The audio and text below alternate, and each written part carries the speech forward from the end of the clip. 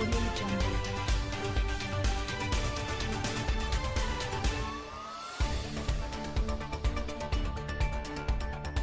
The Duke and Duchess of Sussex have no royal comeback to make despite their recent trip to New York, a royal expert has said. Prince Harry and Meghan Markle recently visited the One World Trade Center Observatory before they paid a visit to the 9/11 memorial. They also visited children at a school in Harlem during their time in New York.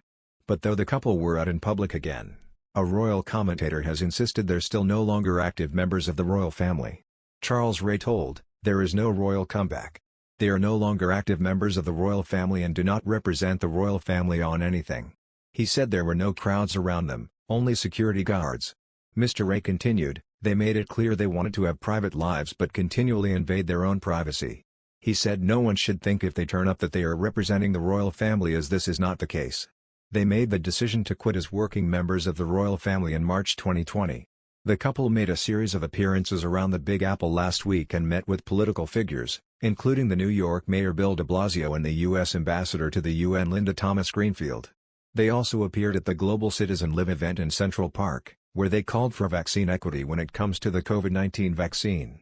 It marked Harry and Meghan's first public appearances since they quit as senior royals and moved from the UK to California, as well as Meghan's first appearance in public since giving birth to daughter Lilibet. There has been speculation that the Sussexes could make a return to the UK to visit at Christmas or possibly to have Lilibet christened. Besides, royal author Andrew Morton claimed all roads lead back to Diana for the Duke and Duchess of Sussex. Mr. Morton added that Harry's mother, who died in a Paris car crash in 1997, has shaped the couple's worldview. Mr. Morton said, "Today for Harry, and increasingly for his wife, all roads lead back to Diana. His mother's cause-driven life and the tragic manner of her death has not only colored Harry's relationship with his family, and the wider public, it has shaped the couple's worldview." Mr. Morton, who has written an updated version of his book Meghan, A Hollywood Princess, added, "As the Sussexes embarked on their own journey together through royal life, not a day went by without a reference, a memory or a decision that related in some way to Harry's late mother. Diana was the third wheel in their marriage." The royal biographer, who penned Diana, Her True Story, highlighted how Meghan's engagement ring contained diamonds from Diana's jewelry collection. Speaking during their engagement interview, Harry said his late mother would be with them on this crazy journey. Mr. Morton said, "But the ghost of Diana would loom over the lives of Prince Harry and his new wife in less happy ways, too, as time passed and as Meghan grappled with a set of challenges uncannily similar to those that once faced the mother-in-law she never met." The royal expert added that Diana remains a constant inspiration to the couple. Harry and Meghan quit royal duties last year for a new life in America.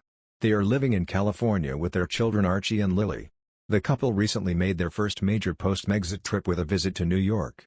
The Sussexes carried out a string of high-profile engagements while in the Big Apple. They kicked off the visit with an appearance at the city's One World Trade Center. They posed for the media at the top of the skyscraper against the panoramic backdrop, alongside New York City Mayor Bill de Blasio and Governor of New York State Kathy Hochul. The pair later met U.S. Ambassador to the United Nations Linda Thomas-Greenfield. Their New York trip also included a visit to a school where Meghan read from her children's book, The Bench. And the tour ended with the Sussexes stepping out on stage as part of the star-studded Global Citizen Live event calling on leaders to adopt a vaccine equity policy.